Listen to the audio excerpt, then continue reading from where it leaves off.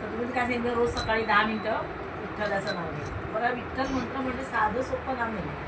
विठ्ठल हा एक मंत्र आहे. विठ्ठल एक तारक मंत्र आहे, आपल्याला तारणार आहे. म्हणजे या संसारूपी भवसागरातून जर आपल्याला तरुण जायचं असेल तर आपल्याला काय पाहिजे, विठ्ठल नाम.